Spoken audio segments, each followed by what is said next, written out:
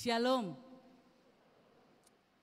Saudara-saudari yang kekasih dalam nama Tuhan Yesus, perkenankanlah kami para pelayan jemaat menyampaikan selamat datang kepada Bapak, Ibu, saudara-saudari, dan damai sejahtera Tuhan Allah kita menyertai kamu sekalian. Yang baru pertama kali beribadah di gereja ini kami sambut dengan sukacita supaya minggu depan kita boleh bersama-sama memuji dan memuliakan Tuhan. Kiranya kehadiran Bapak, Ibu, saudara-saudari pada minggu ini menemukan sukacita yang besar dan anugerah yang indah berkat persekutuan kita dengan firman Allah. Minggu kita hari ini adalah Minggu Rogate, yaitu artinya berdoa. Dengan tema firman Tuhan, setiap orang yang meminta akan menerima.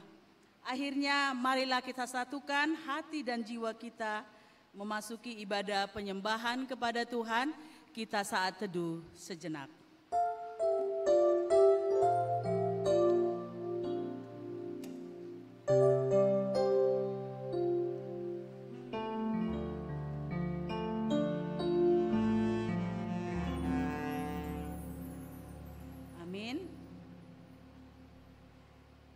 Kita memuji Tuhan dari Kidung Jemaat nomor 454 ayat 1 sampai 3, indahnya saat yang teduh. Saat yang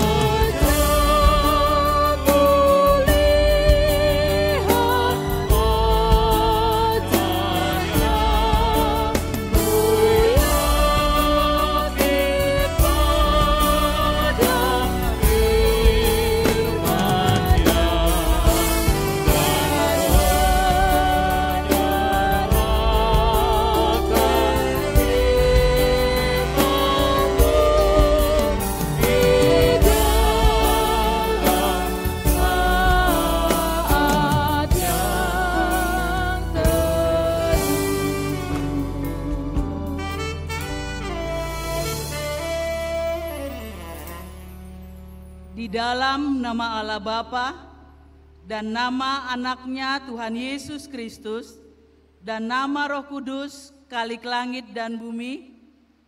Amin. Siarkanlah itu sampai ke ujung bumi. Katakanlah, Tuhan telah menebus Yakub hambanya. Bersorak-sorailah bagi Allah, hai seluruh bumi. Mazmurkanlah kemuliaan namanya. Muliakanlah dia dengan puji-pujian. Haleluya.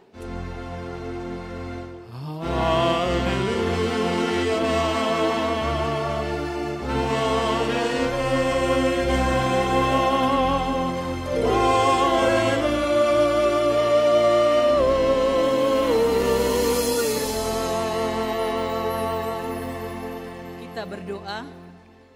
Ya Allah Bapa yang Maha Kuasa, Engkau telah memberikan firman-Mu kepada kami, supaya olehnya kami beroleh keselamatan yang kekal. Karena itu, kami memohon kepadamu, berilah kekuatan dan keberanian kepada kami untuk memberitakan dan menyatakan Injil kesukaan itu dengan perkataan dan perbuatan kami. Pimpin dan ajarlah kami, agar kami jangan menyimpang dari kehendak-Mu, agar persekutuan yang Engkau karuniakan kepada kami semakin bertumbuh dan berbuah lebat demi kemuliaan-Mu. Dalam anak-Mu Yesus Tuhan dan Juru Selamat dunia. Amin. Kita memuji Tuhan dari Kidung Jemaat nomor 440 ayat 1 dan 2 di badai topan dunia.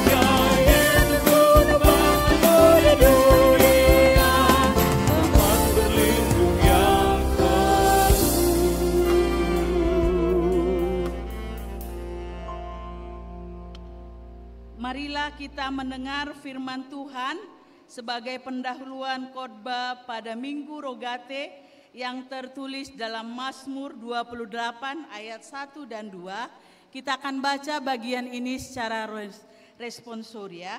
Ayat yang menjorok ke depan saya akan baca, Bapak Ibu dan saudara-saudari membaca ayat yang menjorok ke dalam.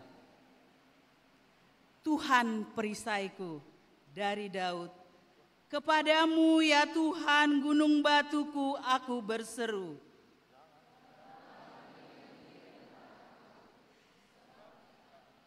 Sebab jika Engkau tetap membisu terhadap aku,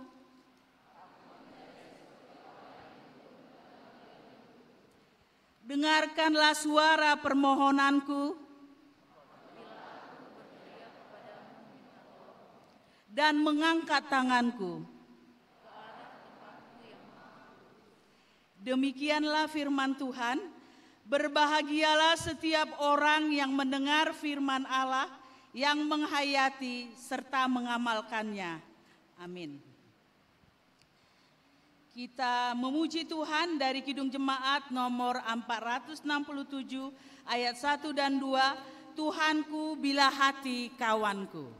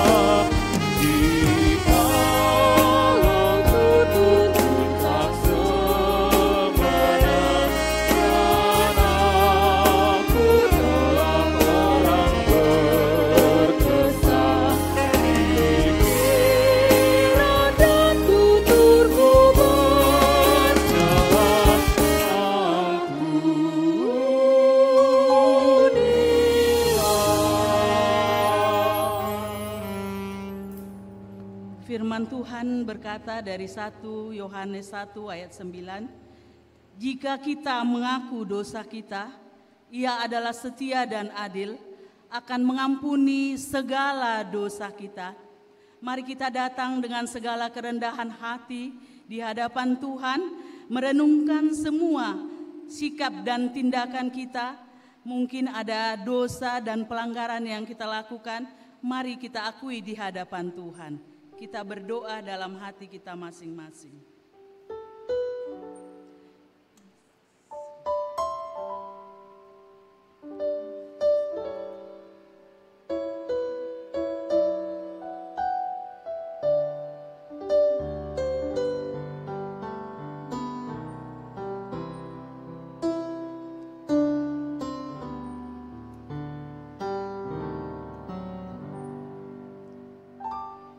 Kita berdoa. Ya Allah Bapa kami yang di sorga, Tuhan yang maha kuasa dan pengasih, kami bersyukur kepadamu karena kasih setiamu kekal selama-lamanya. Ampunilah segala dosa kami dan lupakanlah segala perbuatan kami yang jahat di hadapanmu, karena tabiat kemanusiaan kami tak luput dari perbuatan jahat, sehingga kami sering melanggar hukum-Mu. Kasihanilah kami, dan lupakanlah segala dosa dan kejahatan kami, supaya kami beroleh kehidupan yang bahagia di dalam kasih Yesus Kristus Tuhan kami. Amin. Janji Tuhan tentang pengampunan dosa. Demi aku yang hidup, demikian firman Tuhan Allah. Aku tidak berkenan kepada kematian orang fasik, melainkan aku berkenan kepada pertobatan orang fasik itu dari kelakuannya yang jahat supaya ia hidup. Maka dengan kemurahanku, aku telah mengampuni segala dosamu dan melupakan segala kejahatanmu. Segala kemuliaan bagi Allah di tempat yang maha tinggi. Amin. Kita memuji Tuhan dari Kidung Jemaat nomor 453 ayat 1 dan 2, Yesus kawan yang sejati.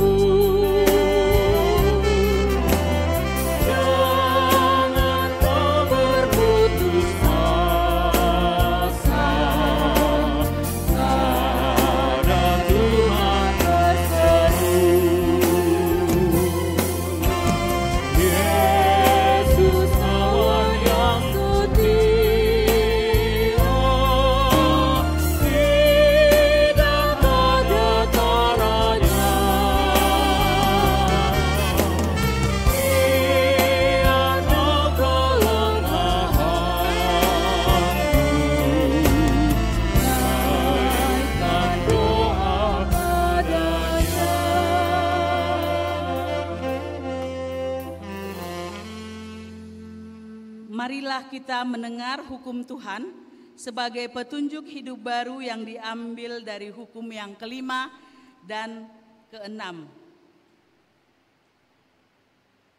Titah kelima, hormatilah orang tuamu agar engkau berbahagia dan lanjut umurmu di bumi yang diberikan Allah kepadamu.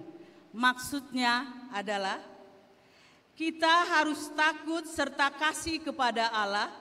Sebab itu, jangan kita bersikap remeh terhadap orang tua kita, terhadap pemerintah, dan terhadap orang yang lebih tua.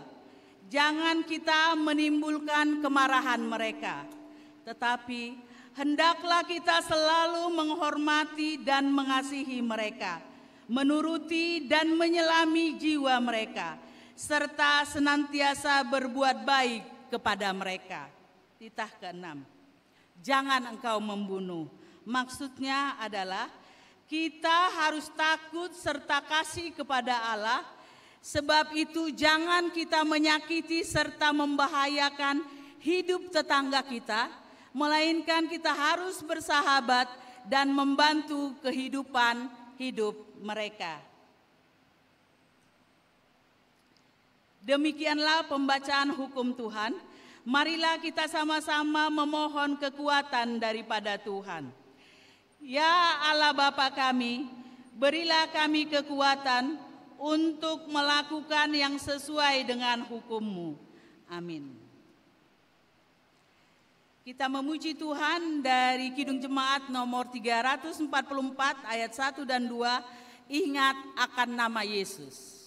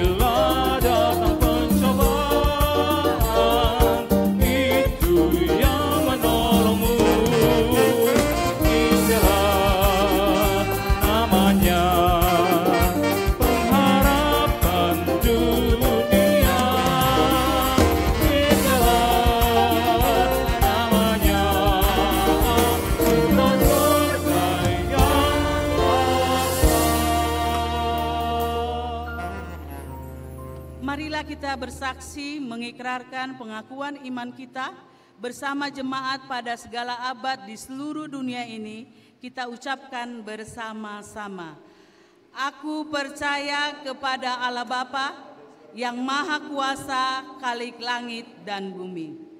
Aku percaya kepada Yesus Kristus, Anaknya yang tunggal Tuhan kita, yang dikandung daripada Roh Kudus, lahir dari anak darah Maria, yang menderita di bawah pemerintahan Pontius Pilatus, disalibkan, mati dan dikuburkan, turun ke dalam kerajaan maut, pada hari ketiga bangkit pula dari antara orang mati, naik ke sorga, duduk di sebelah kanan Allah Bapa yang Maha Kuasa, dan akan datang dari sana untuk menghakimi orang yang hidup dan yang mati. Aku percaya kepada Roh Kudus, gereja yang kudus dan am, persekutuan orang kudus, pengampunan dosa, kebangkitan daging, dan hidup yang kekal. Amin. Mari kita persiapkan hati dan pikiran kita untuk diberkati melalui sabda Tuhan. Kita memuji Tuhan dari Kidung Jemaat nomor 460 ayat 1 sampai 3, jika jiwaku berdoa.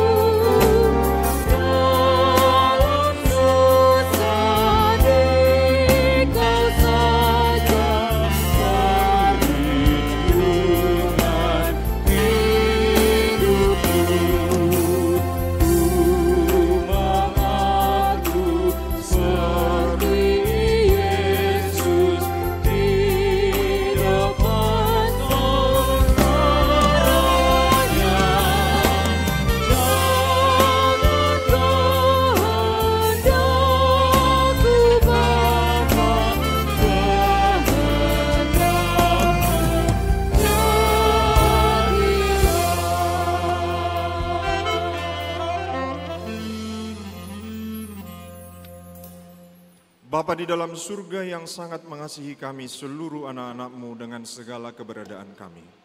Kami sungguh bersyukur ya Tuhan, jikalau saat ini Tuhan boleh memilih kami untuk menjadi pemuji dan penyembah Tuhan dalam ibadah ini. Dan kami juga bersyukur jikalau Tuhan menghimpunkan, mempersekutukan kami bersama anak-anak-Mu yang lain di tempat ini. Dan ketika Tuhan juga ingin menyatakan isi hati Tuhan lewat kebenaran firman-Mu bagi kami.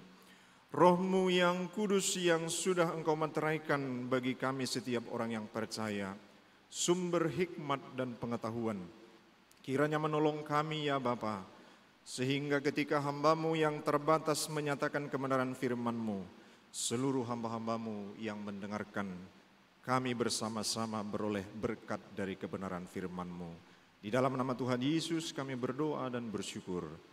Amin. Saudara-saudara yang dikasihi Tuhan, mari kita segera membaca nats bagi kita dari Matius 7 ayat 1 sampai 11. Demikian firman Tuhan. Jangan kamu menghakimi supaya kamu tidak dihakimi, karena dengan penghakiman yang kamu pakai untuk menghakimi, kamu akan dihakimi, dan ukuran yang kamu pakai untuk mengukur akan diukurkan kepadamu. Mengapakah engkau melihat selumbar di mata saudaramu, sedangkan balok di dalam matamu tidak engkau ketahui? Bagaimanakah engkau dapat berkata kepada saudaramu, biarlah aku mengeluarkan selumbar itu dari matamu, padahal ada balok di dalam matamu? Hai orang munafik, keluarkanlah dahulu balok dari matamu, maka engkau akan melihat dengan jelas untuk mengeluarkan selumbar itu dari mata saudaramu. Jangan kamu memberikan barang yang kudus kepada anjing, dan jangan kamu melemparkan mutiaramu kepada babi, supaya jangan diinjak-injaknya dengan kakinya, lalu ia berbalik dan mengoyak kamu. Mintalah, maka akan diberikan kepadamu. Carilah, maka kamu akan mendapat. Ketoklah, maka pintu akan dibukakan bagimu. Karena setiap orang yang meminta menerima, dan setiap orang yang mencari mendapat, dan setiap orang yang mengetok baginya pintu dibukakan. Adakah seorang daripadamu yang memberi batu kepada anaknya jika ia meminta roti, atau memberi ular jika ia meminta ikan? Jadi jika kamu yang jahat tahu memberi pemberian yang baik kepada anak-anakmu, apalagi Bapamu yang di surga, ia akan memberikan yang baik kepada mereka yang meminta kepadanya.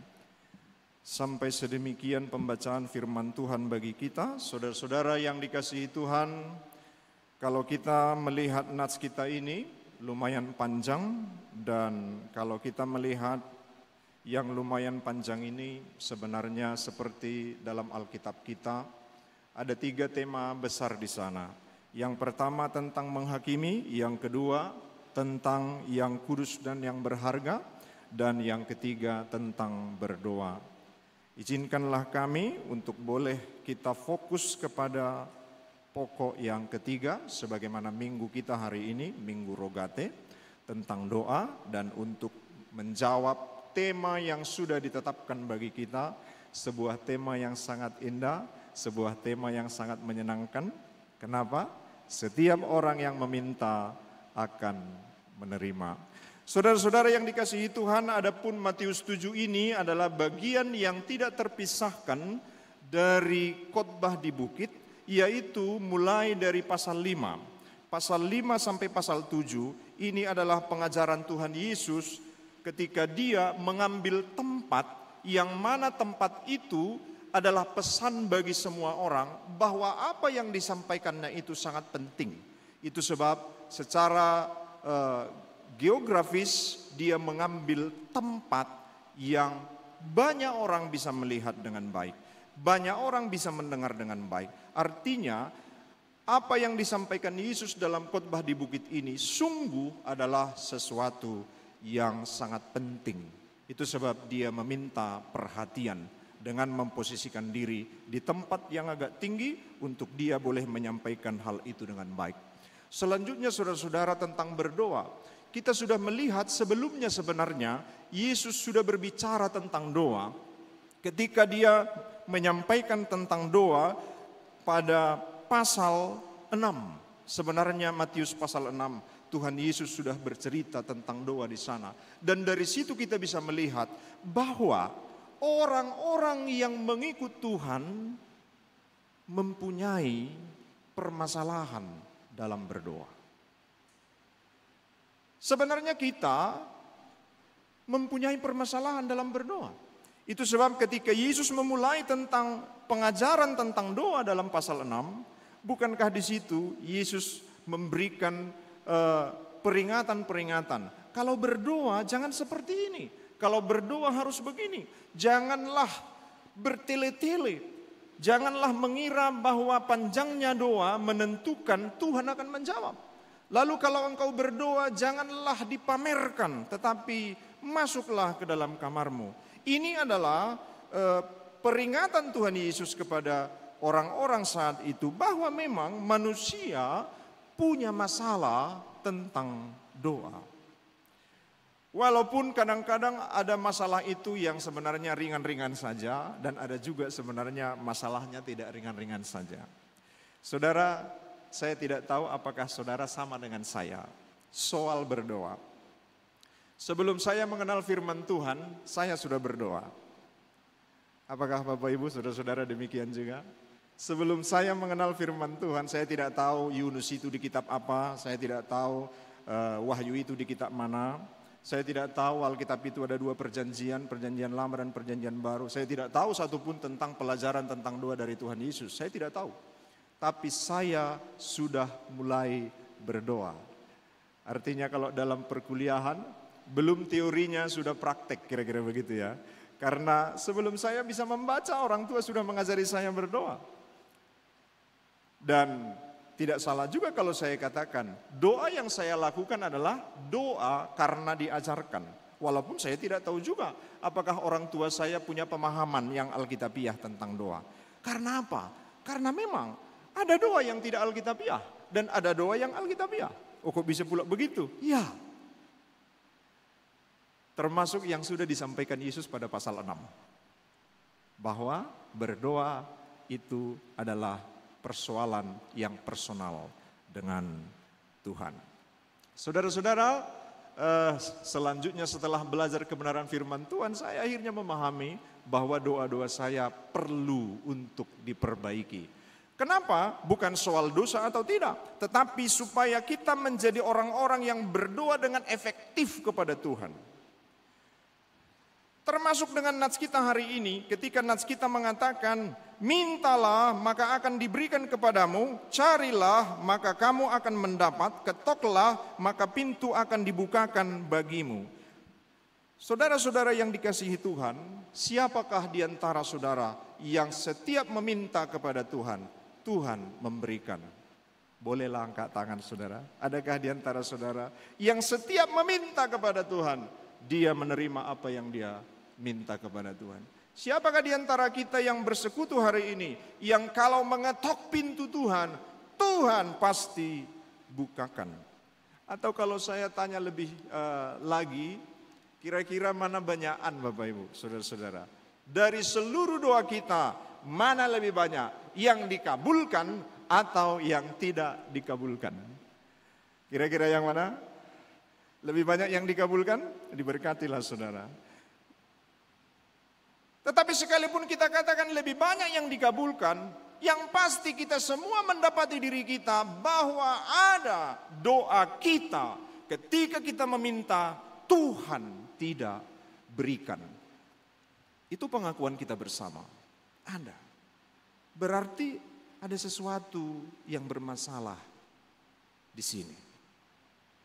Kenapa ada sesuatu yang bermasalah? Karena tentang pengabulan doa firman Tuhan katakan, Yesus sendiri katakan, setiap yang meminta, menerima. Setiap yang mencari, mendapat. Setiap yang mengetok, baginya pintu dibukakan. Lalu kenapa ada pertanyaan, model pertanyaan saya yang tadi, apakah setiap saudara meminta, Tuhan menjawab, Tuhan mengabulkan. Bisa saja pertanyaan itu pun adalah pertanyaan yang bermasalah, yang seharusnya saya tidak perlu tanya. Lalu saudara pun menjawabnya dengan ada yang tidak dikabulkan. Jangan-jangan pertanyaan itu adalah pertanyaan yang tidak boleh dilontarkan. Sebab sesungguhnya sebagaimana firman Tuhan, tidak ada permintaan yang tidak diberikan oleh Tuhan. Tidak ada doa yang tidak dijawab oleh Tuhan. Tidak ada, saudara. Lalu masalahnya di mana? Masalahnya di mana?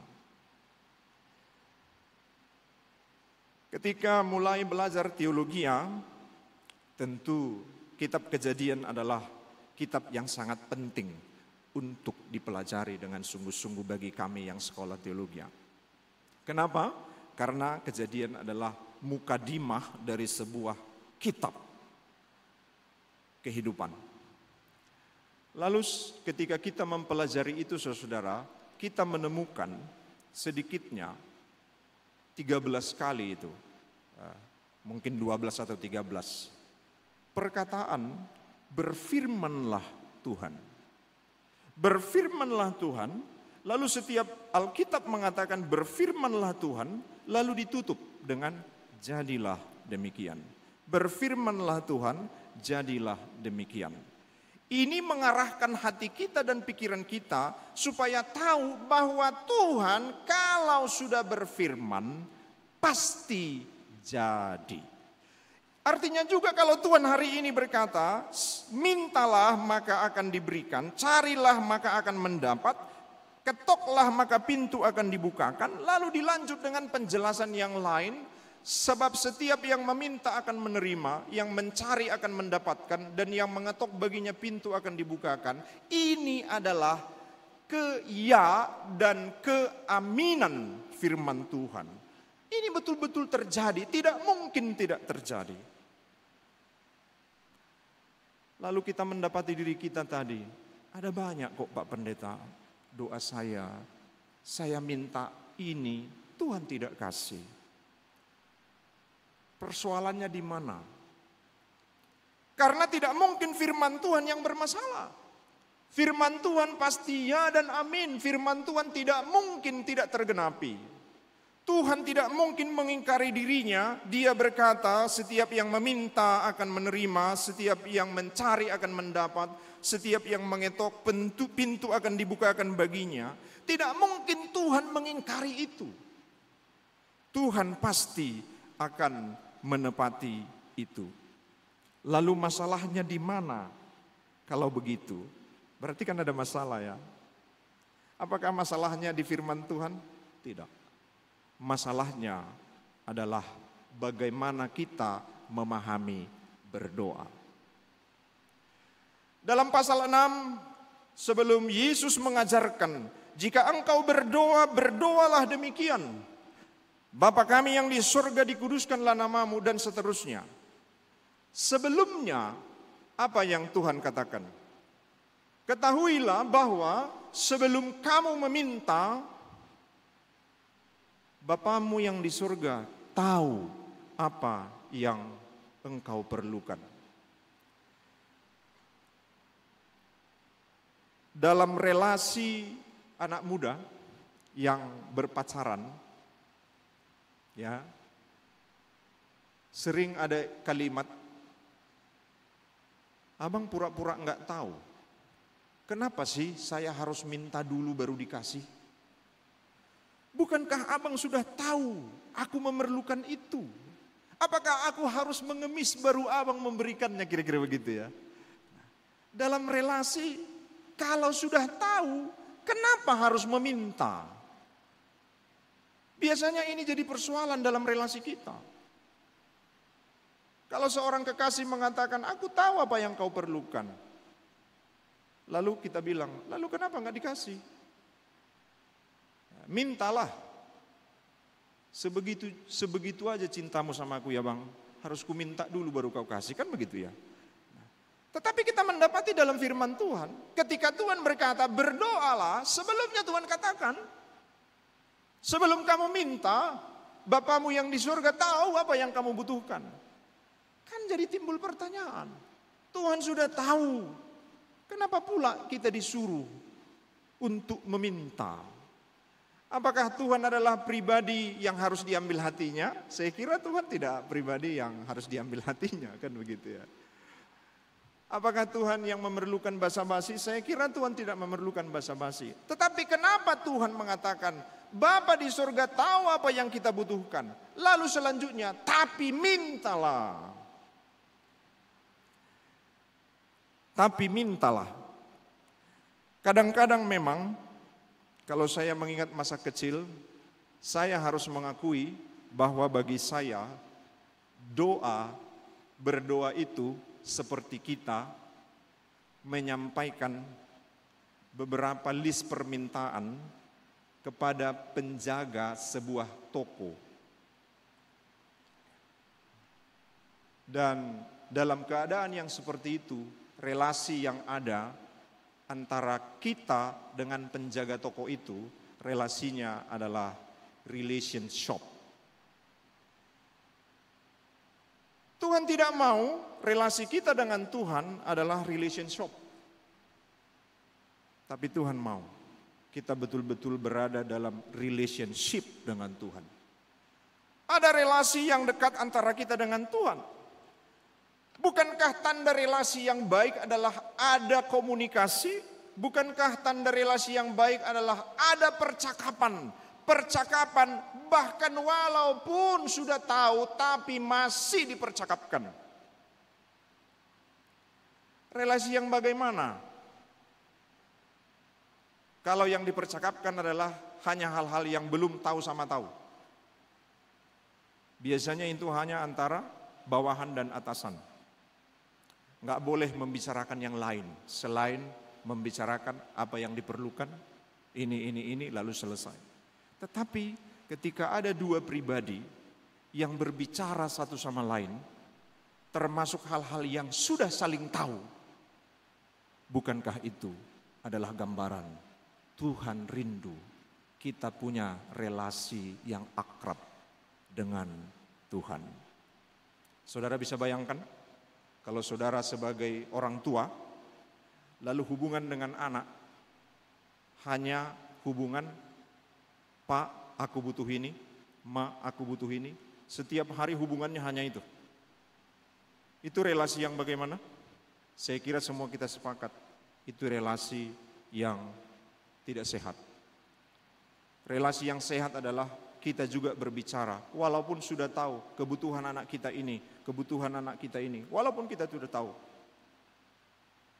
Tetapi pastilah kita ingin ada percakapan dengan dia, bukan sekedar dia butuh apa. Karena itu kita harus melihat di sini bahwa doa adalah bagaimana kita membangun relasi yang akrab dengan Tuhan. Itu dulu menjadi dasarnya. Itu sebab ketika firman Tuhan katakan, mintalah maka kamu akan menerima. Carilah maka kamu akan mendapat.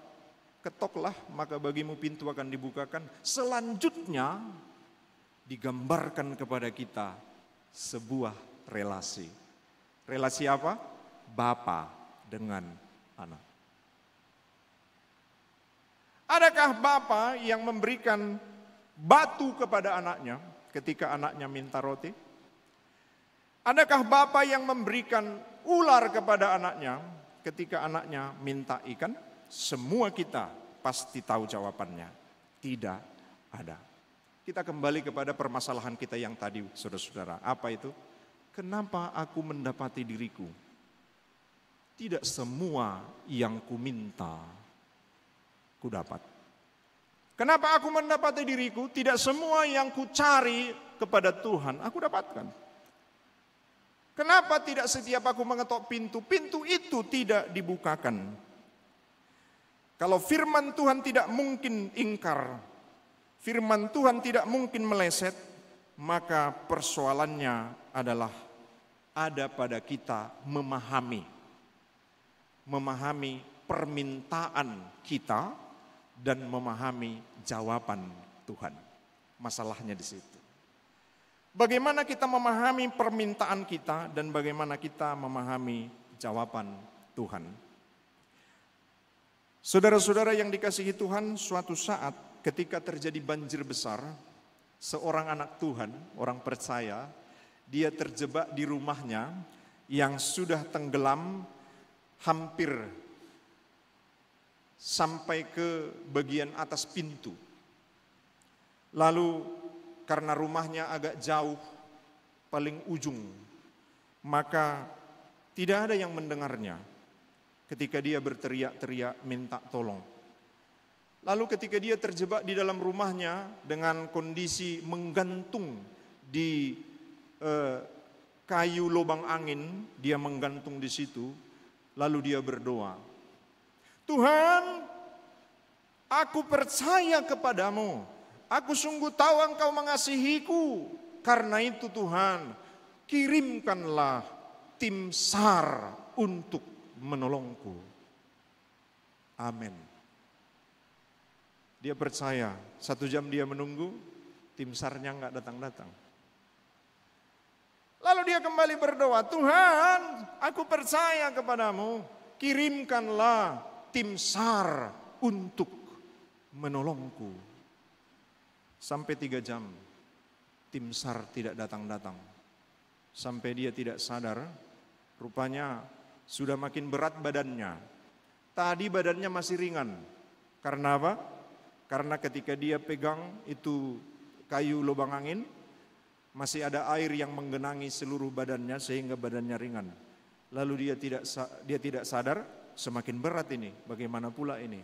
Tuhan, Engkau lihat makin besar penderitaanku. Kakiku, tanganku semakin kram. Tapi aku percaya kepadamu, kirimkanlah tim SAR. Setelah 6 jam tim SAR tidak datang, saudara-saudara. Rupanya semakin berat badannya, karena kakinya sudah menggantung di udara, airnya sudah semakin rendah. Lalu akhirnya dia memutuskan turun dan dia berdoa lagi. Tuhan, aku percaya kepadamu, kirimkanlah tim SAR. Setelah 9 jam, tim SAR tidak datang-datang. Lalu dengan kesal dia katakan, memang Tuhan tidak mendengar apa permohonanku. Udahlah Tuhan, aku pergi sendirilah ke atas. Dibukanya pintu karena airnya sudah tinggal sedikit. Lalu dia pergi sebagai orang yang merasa dan berpikir Tuhan tidak mendengar doanya. Menurut saudara, apakah Tuhan tidak mendengar doanya?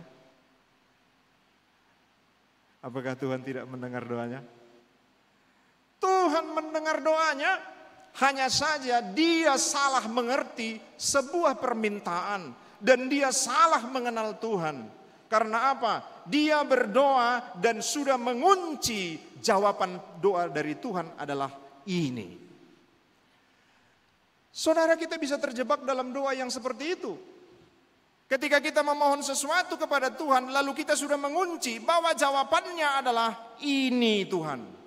Inilah jawaban yang akan Tuhan berikan, yang harus Tuhan berikan kepadaku. Itu sebab kita akhirnya mengalami doaku tidak didengar oleh Tuhan. Aku tidak menerima apa yang kuminta.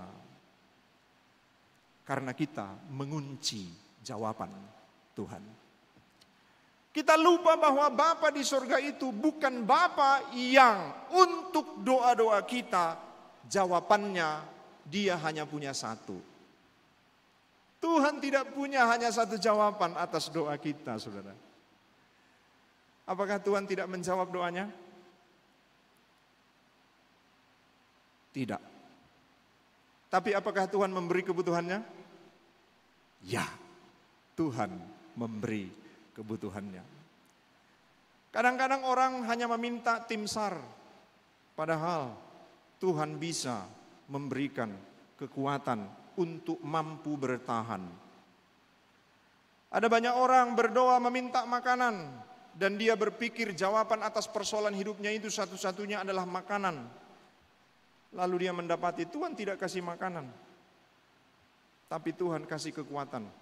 Saudara mana pilih? Ketika kelaparan, Tuhan kasih makanan, entah dengan cara apapun, atau Tuhan kasih kekuatan, sehingga tak makan pun tak apa-apa. Pilih mana? Yang sedang ngerjain skripsi pasti milih yang kedua, nggak usah makan. Karena apa? makan butuh waktu banyak, begitu ya. Ngerjain skripsi perlu waktu banyak. Ketika begitulah, maka firman Tuhan ini kita rasakan tidak terjadi. Karena apa? Kita meminta dan kita mengunci jawaban Tuhan. Padahal Tuhan punya jawaban yang sangat banyak sekali untuk seluruh permintaan kita. Itu sebab tidak mungkin Tuhan tidak menjawab doa kita. Tidak mungkin.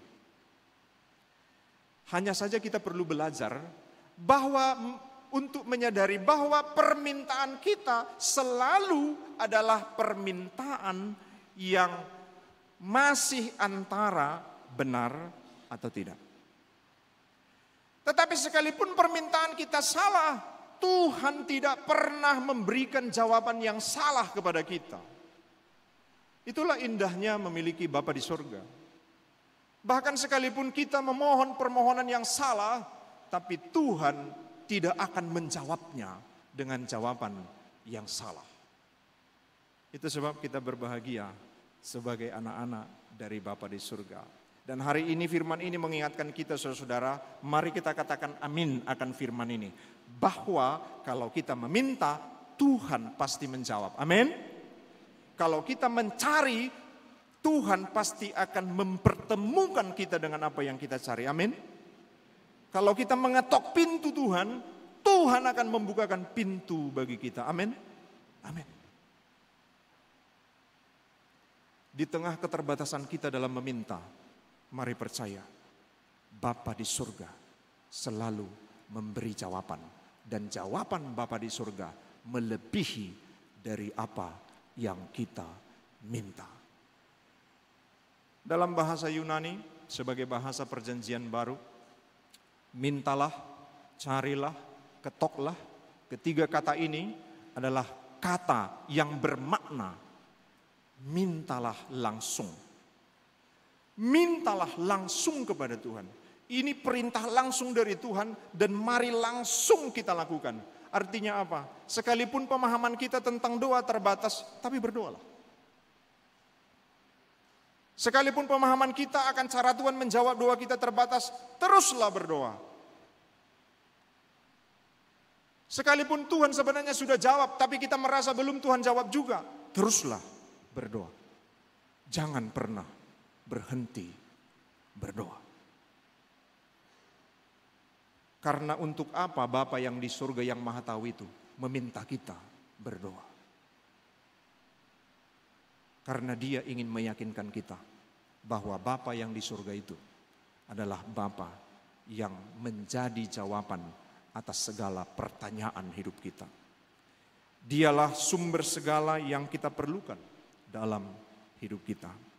Karena itu, sebagaimana lagu kita tadi, apa juga yang kau timbang baik untuk hidupku, biar aku pun setuju dengan maksud hikmat-Mu. Amin. Ya, karena itu saudaraku, tetaplah berdoa. Entah saudara mengerti teologi doa yang lengkap, yang holistik atau tidak, saya katakan tetaplah berdoa. Sebagai penutup dari renungan ini, saya mengutip ungkapan-ungkapan orang Kristen yang biasa tentang doa.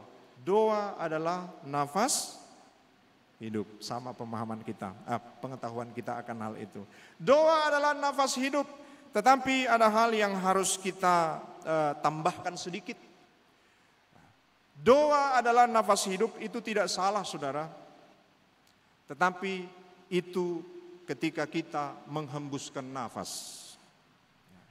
Doa adalah ketika kita menghembuskan nafas. Saudara, mana duluan? Menghembuskan nafas atau menghirup nafas? Mana duluan? Mana duluan? Menghembuskan nafas atau menghirup nafas? Rata-rata kita menghirup ya. Doa adalah ketika kita menghembuskan nafas. Lalu menghirup nafas apa? Firman Tuhan. Karena itu jangan pernah lari, jangan pernah jauh. Tetaplah bersekutu dengan firman Tuhan. Lewat terus tekun membaca firman Tuhan. menggali firman Tuhan. Karena ketika kita membaca menggali firman Tuhan, kita sedang menarik nafas. Dan ketika kita berbicara kepada Tuhan, berseru kepada Tuhan, kita sedang melepaskan nafas. Sehatlah kita. Jadi jangan hanya berdoa saja, tapi belajarlah firman Tuhan. Jangan juga hanya belajar firman, tapi tidak tekun dalam doa. Supaya kita sehat. Kiranya Tuhan menolong kita. Amin. Mari kita berdoa.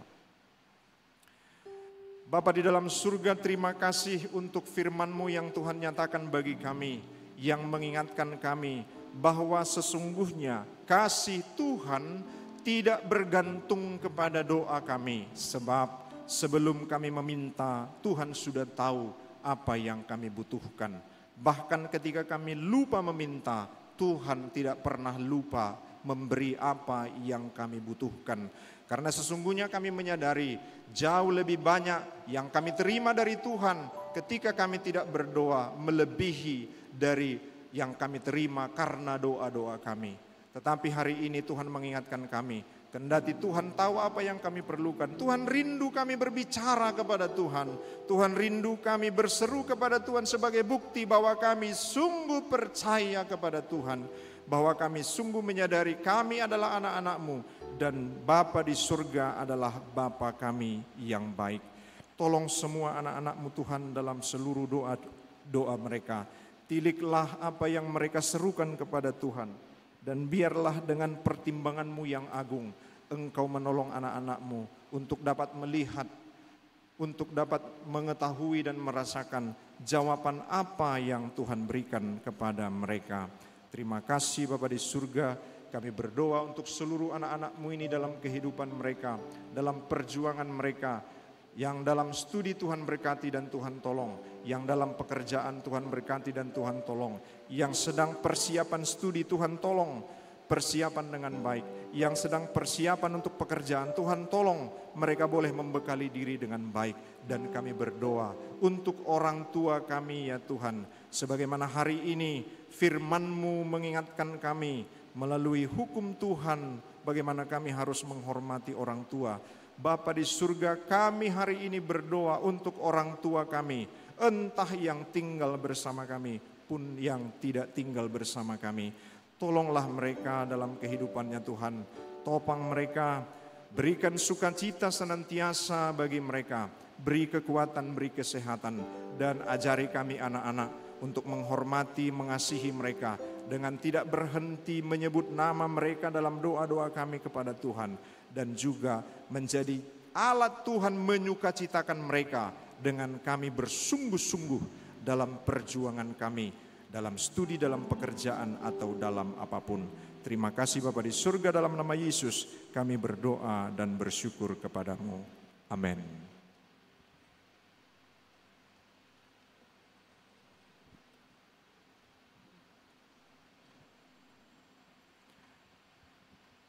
Kita bernyanyi meresponi firman Tuhan.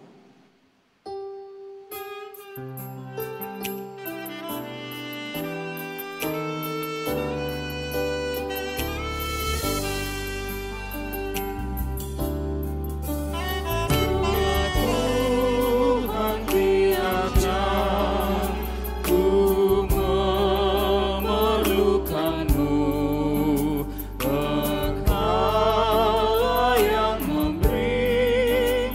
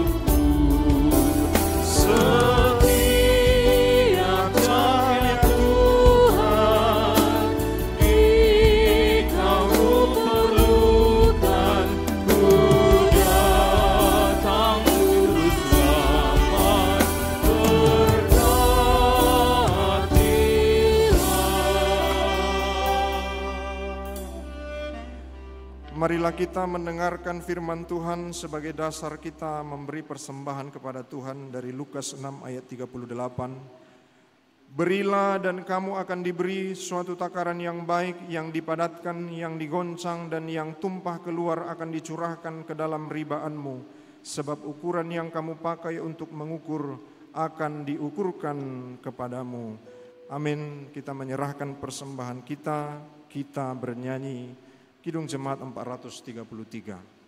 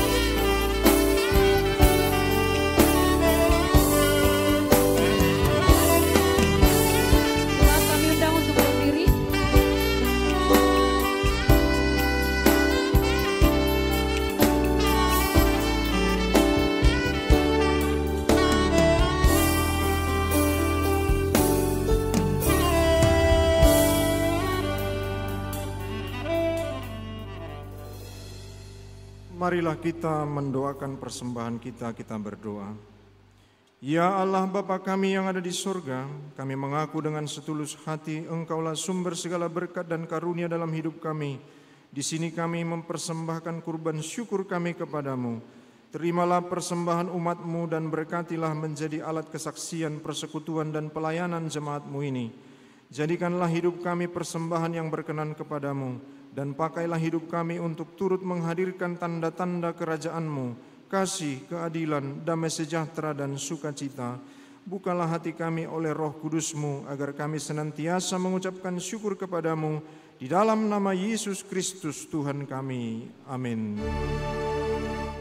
Aku suka membagi pada orang tak punya, agar mengikuti tiap orang di dunia.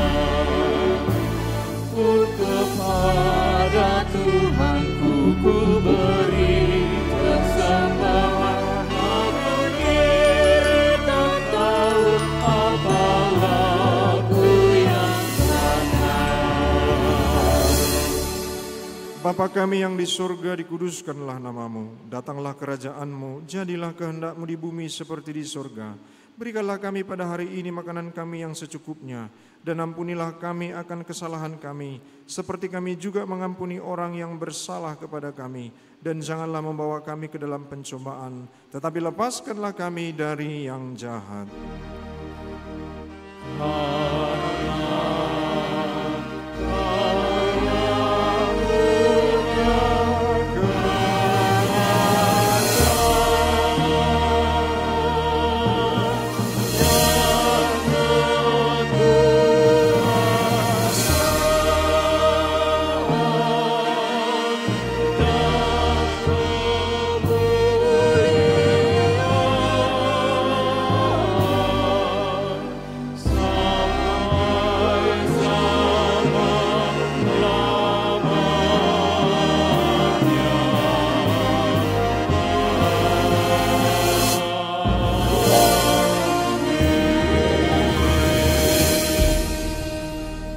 Pulanglah dalam damai sejahtera, tekunlah berdoa, arahkanlah hati saudara kepada Tuhan, terimalah berkat-Nya. Tuhan memberkati engkau dan melindungi engkau. Tuhan menyinari engkau dengan wajah-Nya dan memberi engkau kasih karunia. Tuhan menghadapkan wajah-Nya kepadamu dan memberi engkau damai sejahtera. Amin, amin, amin.